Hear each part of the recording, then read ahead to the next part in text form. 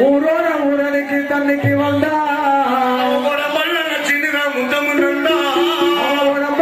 சின்னதா முத்தமும் தந்தா ஊரனுக்கு தன்னைக்கு வந்தா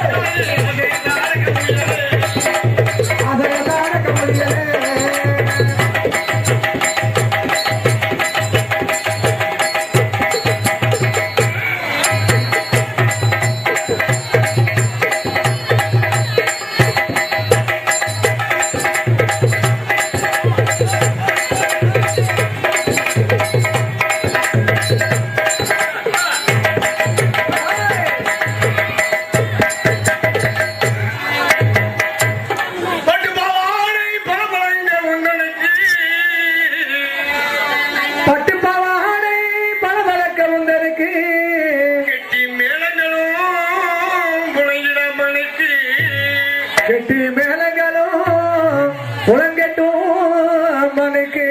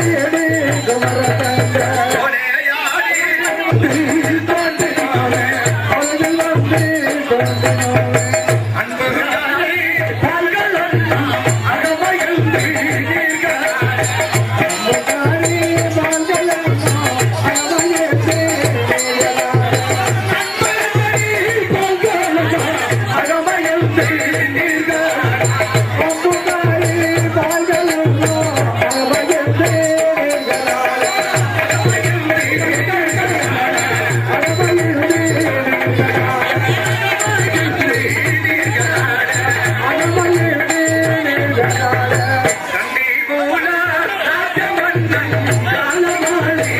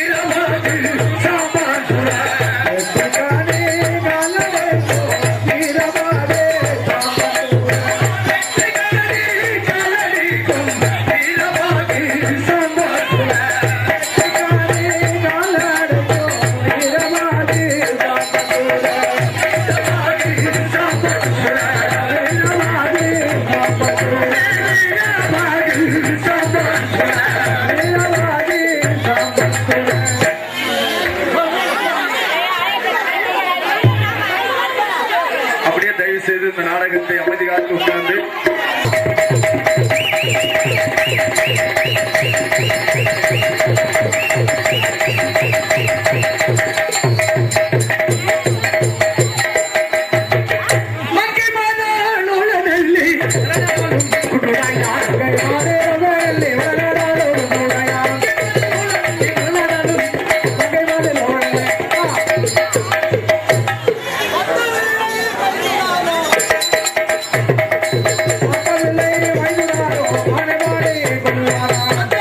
வைத்துனாரோ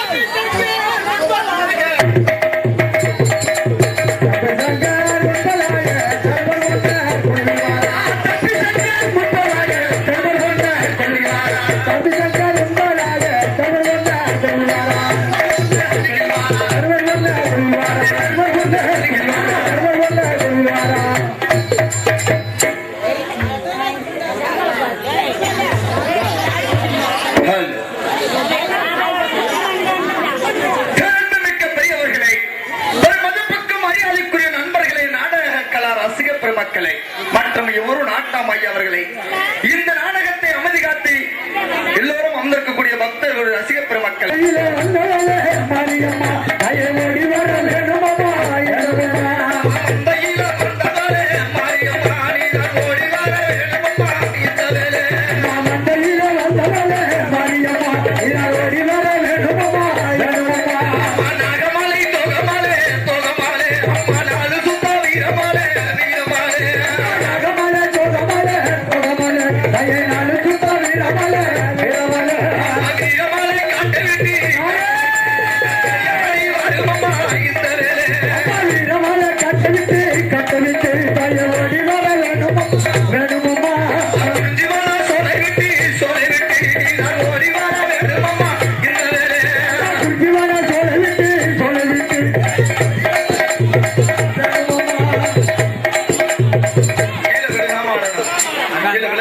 பாடினாலும் நலம் நலம் என்று சொல்வதெல்லாம் நகிழ்வோர் பெரியவர் தன்மை அத்தன்மை போல 4 வேதம் 6 சாஸ்திரம் 18 புராணம் 24 யாகம் 32 தான தர்மங்கள் 64 கலையாணம் 96 தத்துவம் 108 மனைவி கண்டபட சொல்லப்பட்ட சகல சாஸ்திரங்களை ஐயமில்லாமல் கற்றிருந்து சிறியோர் பெரியோர் அனைவருக்குமே இதோ ஆனந்தா கவுண்டர் மகன் கோலத்தா கவுண்டர் கோலத்தா கவுண்டர் மகன் குன்னுடைய கவுண்டர் குன்னுடைய கவுண்டரும் தாமரை பெரியநாச்சி மேலெடுத்த செல்வம் தான் இதோ பொறுமை பொறுத்த பொன்னாண்டவர் கரங்குப்புகிறே நன்றி நன்றி கலந்த வணக்கம் வணக்கம் வணக்கம்.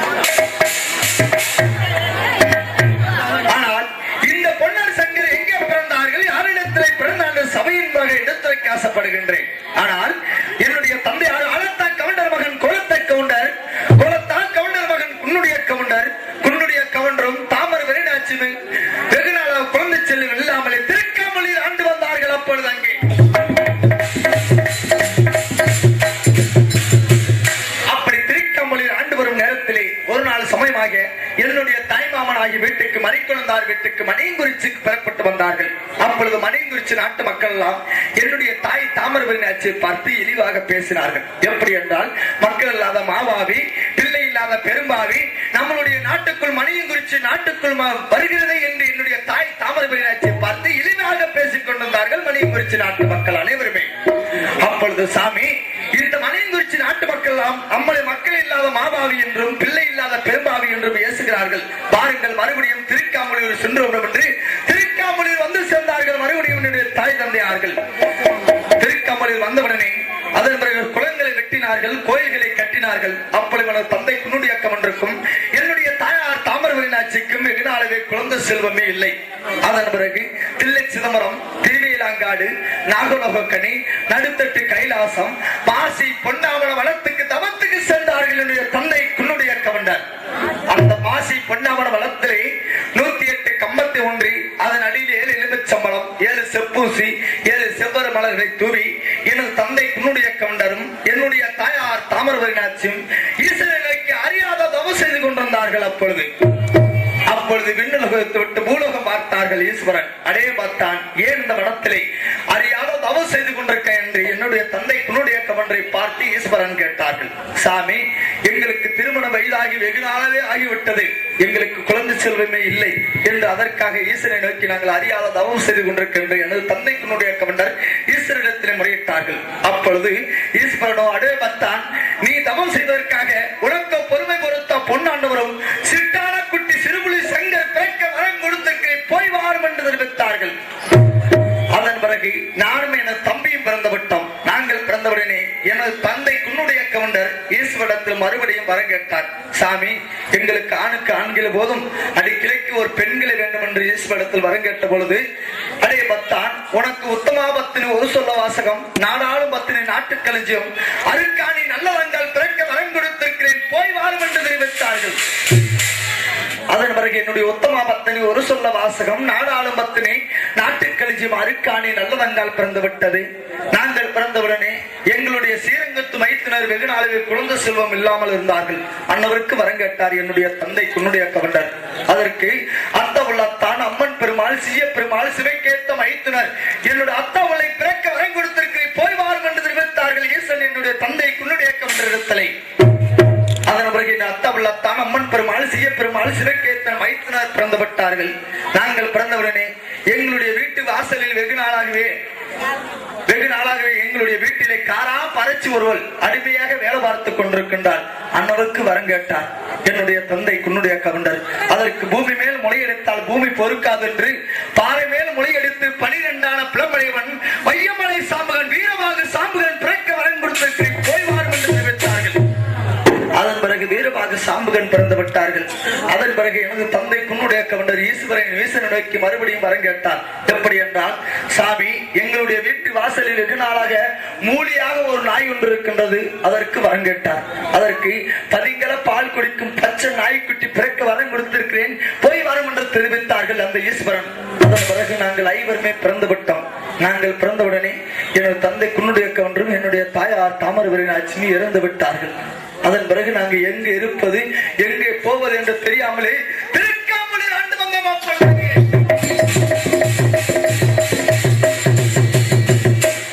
அப்படி நாங்கள் திருக்காம்புலில் ஆண்டு வரும் நாங்கள் அண்ணன் தம்பி இருவருமே திருக்காம்புலில் ஆண்டு வந்தோம். அப்படி ஆண்டு வரும் நேரத்திலே ஒரு நாள் சமயமாக எங்கே இருப்பது எங்கே போவது என்று தெரியாமலே மேற்கே அணியாப்பூர் என்று சொல்லப்பட்ட ஊரிலே ஆண்டி செட்டியாரிடத்திலே கூலிக்காக மாடுகளை வைத்தோம்.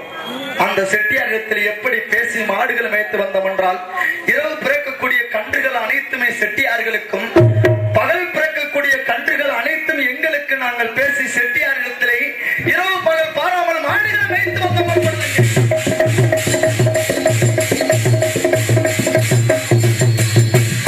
அப்பொழுது இரவு பெறாமல் பார்க்காமல் மாடுகளை மேய்த்து வரும்பொழுது அந்த செட்டியாரிடத்திலே எங்களுக்கு 1000 கன்றுகள் சேர்ந்து விட்டது. அதை ஒட்டி கீழ் தேசமாக இருக்கக்கூடிய சிகசோழர் ஆசனிடத்தில் கூலிக்காக நெல்லை அறுத்தோம். கூலிக்காக நெல்லை அறுத்து நெல்லை வித்து அதன் பிறகு இந்த நெல்லி வளநாடு என்ற பேர்நாமத்தை சூட்டி நெல்லி வளநாடு, நேர் சென்ற கோநாடு, பொன்னி வளநாடு, புகழ்பெற்ற நன்னாடு என்று சொல்லப்பட்ட இந்த நெல்லி வளநாடு என்ற பேர்நாமத்தை சூட்டி இந்த நெல்லி வளநாடு கோட்டையிலே பொன்னரு, சங்கரு, அரிக்காணி, நல்லவங்கால, அத்தாவுள்ளை, வீரவாகு, பச்சனாய் என்று சொல்லப்பட்ட நாங்கள் ஐவர் இந்த நெல்லி வளநாடு கோட்டிலே இந்த பொன்னி வளநாடு கோட்டிலே அரசாட்சி புரிந்து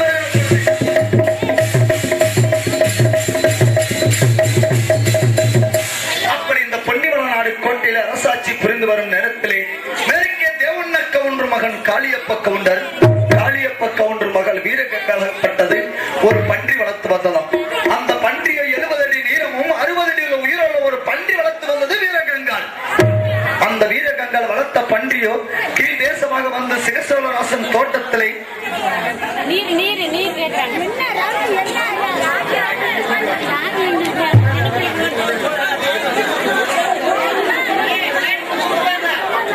கவுண்டர் மகள் வீரகங்காளாகப்பட்டது ஒரு பன்றி வளர்த்து வந்ததாம். அந்த பன்றியானது 70 அடி நீளமும் 60 அடி உயரமுள்ள ஒரு பன்றி வளர்த்தது வந்தது வீரகங்காள்.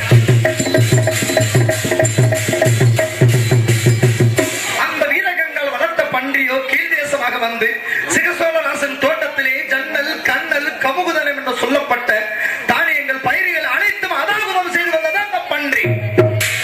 அப்பொழுது அந்த சிகசோழராசன் ஒரு லிகிதம் அளிப்பிருந்தார். எப்படி என்றால், இந்த பன்றியான வந்து என்னுடைய தோட்டத்தில் ஜன்னல், கண்ணல், கமுகுதனம் அழித்து அதாகுதம் செய்து வருகின்றது.